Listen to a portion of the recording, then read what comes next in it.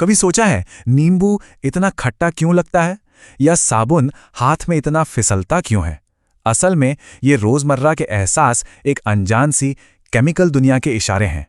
तो आज हम इसी दुनिया के दो सबसे मुख्य किरदारों एसिड और बेस की कहानी को समझेंगे। तो इस कहानी को हम 4 हिस्सों में देखेंगे। सबसे पहले इन एसिड्स और बेसिस से मिलेंगे कि आखिर ये हैं क्या। उसके बाद हम उन सुरागों को ढूंढेंगे जो इनकी पहचान कराते हैं। फिर देखेंगे कि जब ये आपस में टकराते हैं तो क्या होता है। और हाँ, आखिर में इनकी ताकत को पीएच स्केल पर नापना भी सीखेंगे। तो चलिए शुरू करते हैं इस केमिकल मिस्ट्री को सॉल्व करना। तो शुरुआत करते हैं पहले सेक्शन से, दी ऑपोजिट्स, यानी दो बिल्कुल अलग किरदार। देखिए, हर कहानी में जैसे हीरो और विलेन होते हैं ना, कुछ वैसा ही है यहाँ भी। हमारी इस केमिकल कहानी के दो मेन प्लेयर्स हैं, एसिड और बेस, और इनका नेचर एक दूसरे से एकदम उल्टा है। चलिए जरा इनसे जान पहचान करते हैं।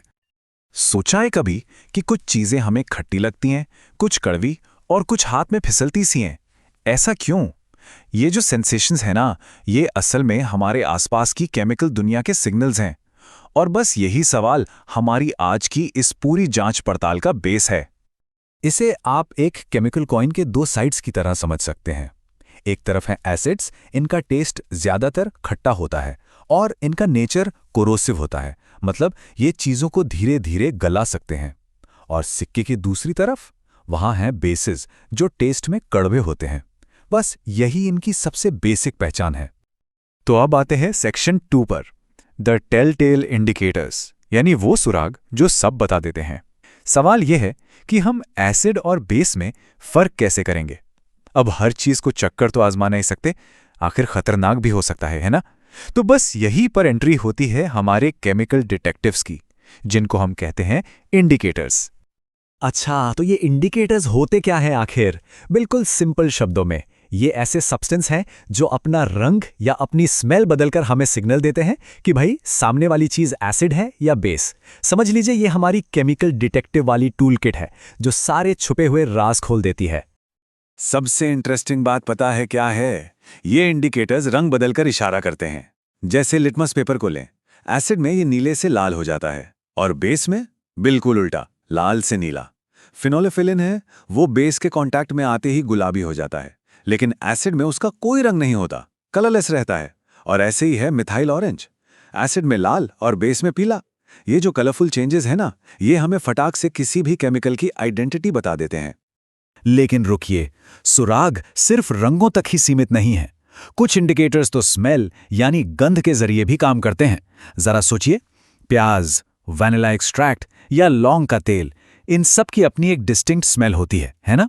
तो एसिड में तो इनकी ये महक बरकरार रहती है, लेकिन जैसे ही ये किसी बेस के कांटेक्ट में आते हैं, इनकी स्मेल गायब हो जाती है। और बस स्मेल का ये गायब हो जाना ही इनकी पहचान का एक पक्का वाला क्लू बन जाता है। चलिए अब आगे बढ़ते हैं तीसरे सेक्शन की तरफ, व्हेन ऑपोजिट्स रिएक्ट, मतलब जब दो अलग नेचर वाले टकराते हैं। अब जब हम इन कैरेक्टर्स को पहचानना सीख ही गए हैं, तो थोड़ा एक्शन वाले पार्ट पर भी आते हैं। चलिए देखते हैं कि जब ये एसिड और बेस दूसरी चीजों से रिएक्ट करते हैं तो केमिकल लेवल पर क्या घमासान होता है।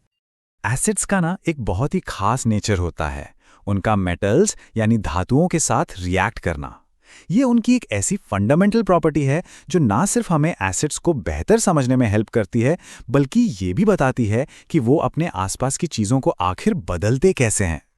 तो इस रिएक्शन में होता क्या है एग्जैक्टली? जब भी कोई एसिड किसी मेटल से मिलता है तो दो चीजें बनती हैं, एक तो है सॉल्ट और दूसरा है हाइड्रोजन गैस। ये इक्वेशन बहुत सिंपल है लेकिन बहुत पावरफुल है। बस इतना याद रखिए, acid plus metal is equal to salt plus hydrogen.